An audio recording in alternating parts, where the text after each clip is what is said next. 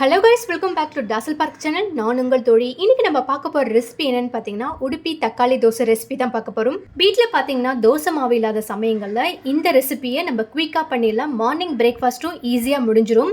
இப்போ இந்த ரெசிபியை எப்படி பண்ணலான்னு பார்க்கலாம் வாங்க. ஒரு பவுல் எடுத்துக்கோங்க. அதில் பார்த்தீங்கன்னா பெரிய சைஸில் 3 தக்காளி எடுத்துக்கோங்க. நல்லா பழுத்த பழமாக எடுத்துக்கோங்க. அதே போல் பார்த்தீங்கன்னா பெரிய சைஸில் ஒரு வெங்காயம் எடுத்துக்கோங்க. தோல் உரித்து ஒரு துண்டு இஞ்சி எடுத்துக்கோங்க. 5 பல்லு பார்த்தீங்கன்னா தோல் உரித்து பூண்டு எடுத்துக்கோங்க. இது எல்லாம் பார்த்தீங்கன்னா இந்த சைஸில் கட் பண்ணி எடுத்துக்கோங்க. அரை கப் பார்த்தீங்கன்னா ரவை எடுத்துக்கோங்க. வறுக்காத ரவை எடுத்துக்கோங்க. அரை கப் பார்த்தீங்கன்னா அரிசி மாவு எடுத்துக்கோங்க. அதே 1/4 கப் பார்த்தீங்கன்னா மைதா மாவு எடுத்துக்கோங்க. இப்போ இது எல்லாத்தையும் பார்த்தீங்கன்னா கொஞ்சமாக தண்ணி ஊற்றி ஒரு பேஸ்ட்டாக மிக்சியில் போட்டு அரைச்சி எடுத்துக்கோங்க.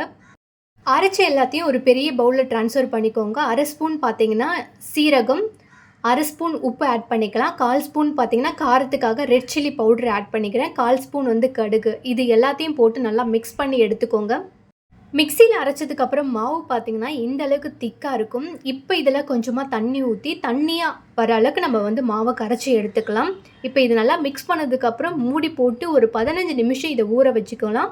எதுக்காக 15 நிமிஷம் நம்ம ஊற வைக்கணும்னா ரவை ஊறி அப்போ தான் சாஃப்டாகும். அதுக்காக தான் 15 நிமிஷம் மூடி போட்டு இதை ஊற வச்சு எடுத்துக்கலாம். நம்ம தோசை தவா நல்லா சூடானதும் 1/2 கரண்டி மாவு ஊற்றி நம்ம லைட்டாக நம்ம ஒரு சுற்றிக்கலாம். இதை அழுத்தம் கொடுக்காதீங்க. ரொம்ப மாவு தண்ணியாக இருக்கிறதுனால லைட்டாக ஒரு சுற்றி எடுத்துக்கோங்க. தோசை நல்லா மொறுவலாக வர்றதுக்கு கொஞ்சமாக ஆயில் விட்டுக்கோங்க. இப்போ ஒரு பக்கம் வெந்துடுச்சு. இன்னொரு பக்கம் திருப்பி போட்டு இதை நல்லா வேக வச்சு எடுத்துக்கலாம். 2 பக்கமும் பார்த்தீங்கன்னா நல்லா வெந்துடுச்சு. இதே போல் மீதி இருக்கிற மாவையும் நம்ம தோசை ஊற்றி எடுத்துக்கலாம். வீட்டில் தோசை மாவு இல்லாத சமயங்களில் இந்த மாதிரி இன்ஸ்டண்ட்டாக தோசை ரெடி பண்ணி கொடுங்க. குழந்தைங்களும் ரொம்ப விரும்பி சாப்பிடுவாங்க.